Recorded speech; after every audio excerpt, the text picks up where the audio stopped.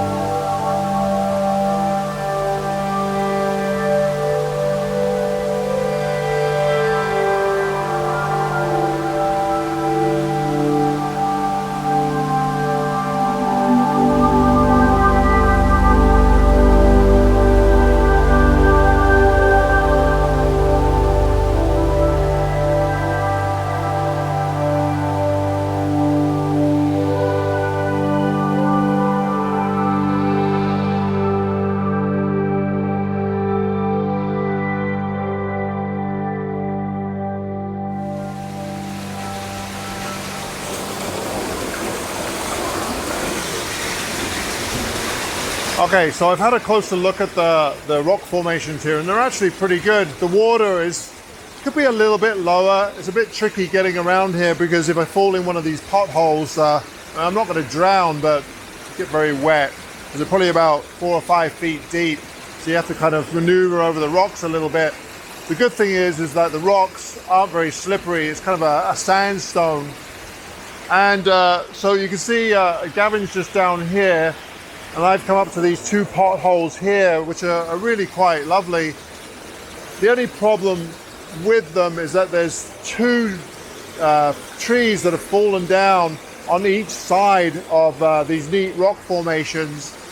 So I'm trying to integrate the 2 trees in the composition rather than fighting with it and trying to work around it. Now I have taken some without the trees, but they're quite close to the edges of these formations, so it makes it very difficult. The other problem that I have is that in the very background there's a logging road bridge, which doesn't really help very much at all. But maybe I can darken it enough that you won't be able to see it. Anyway, it's a beautiful little area. I'm going to go upriver a little bit, see if I can find any more compositions up there. And then once Gavin's finished down here, then I'll take some of the lower part as well.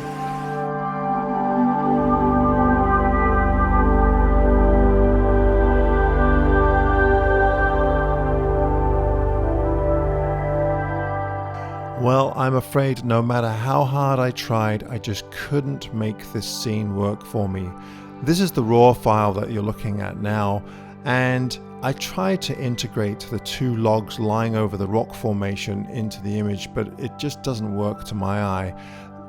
Part of the problem is that we have that bridge in the background, and I lowered my camera quite low to try and minimize it, but by doing that it looks like I just don't have enough room at the top of the frame. But of course, as soon as I raise my camera, then you get a lot of dead foliage, the bridge, and it was just a big mess up there. So this is the raw file. Now I did take another image. I tried to get in even closer so that I would eliminate those 2 logs, and I got in close with a wide angle lens. This is quite a bit simpler, but again, it doesn't really work for me. The part that I really don't like is all of that mess at the top there. It is pretty messy. I just couldn't get my camera high enough, so I'm looking down on the scene more. So overall, I wasn't happy with these images at all, and to my eye, they're just not very successful. What are you doing? I'm 30 feet. Good killing. You good shot? Is it good in there? It's alright. Oh no, it's crap. No, I wouldn't like it.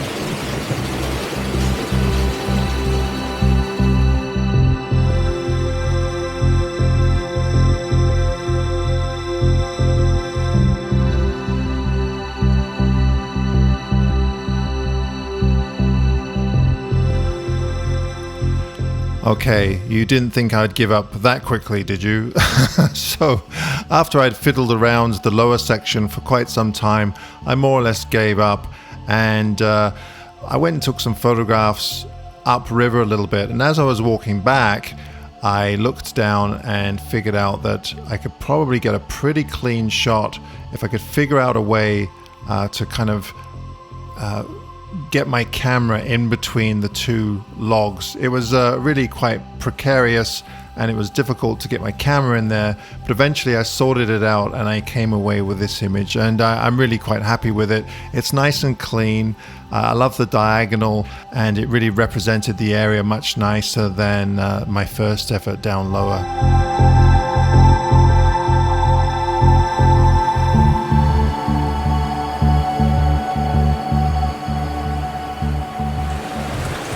Okay, this scene is quite nice. There's a really nice path of worn rock, and it leads up to a little cascade at the back here with a rock with green moss on it.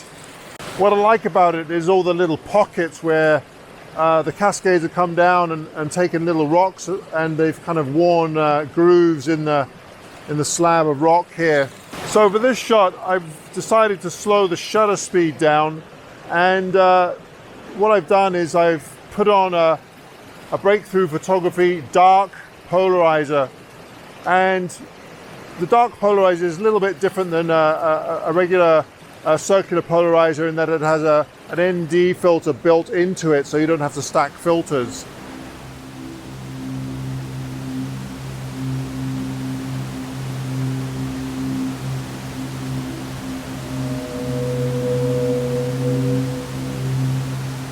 I really enjoyed photographing this area. I just wish that there was a little bit more of it, and the deadfall downstream was really quite distracting. However, I quite like this photograph. Now, I did take a few closer images of this scene, but I think this is my favorite. Now, as far as processing goes, what I did for this is I took a number of images with a polarizer and some without.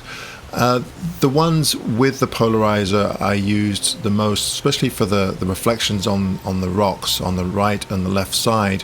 But what I didn't like about using the polarizer was it eliminated all the glare on the water surface, and because there wasn't much movement in the water, especially in the foreground, there wasn't any kind of detail or anything. All you could see was the rock underneath the surface of the water. So in Photoshop, I painted in some of the image that I used without the polarizer to kind of add some reflections in there, and I think the results are quite nice. Now, I think this image might also work well as a black and white, but I haven't actually tried it yet, so I may do that in the future.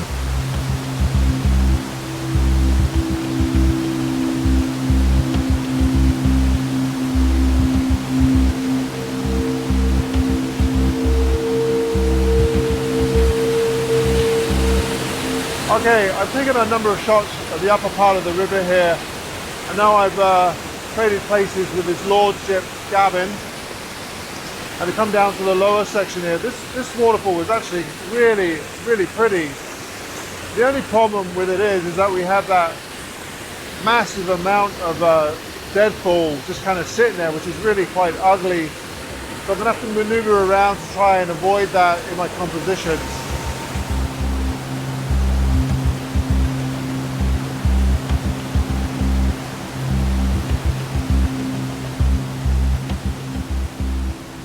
This section of the Cumberland Potholes was absolutely gorgeous, and I have seen images that Gavin took I guess a couple of years ago when the water level was much lower, and he got some really great shots of this section here. Now, as far as my image here, I quite like it. I love the color in the water, and I think I got the shutter speed just right for the flow of the water, and I absolutely love that kind of curving rock in the center there. The part that bothers me a little bit is that the upper falls just feels a little bit tight in the frame. And the reason why I composed it like this is because there was a lot of clutter just out of the frame, and I just couldn't get my camera any higher without including it. But I still think that it just feels just a little bit cramped in there. So perhaps next time I go, I should take a saw with me and just saw some of that deadfall just to get rid of it, and then I can, you know, move my camera so it includes just a little bit more of the upper falls there. But overall, we had a great day. I really enjoyed this area, and I'm sure that I'll go back again. It's only an hour's drive from where I live, so well worth the visit. All right, everybody, thanks ever so much for watching this video again. I hope you enjoyed it, and as always, please be sure to give me a thumbs up if you did enjoy it. Until next time, bye for now.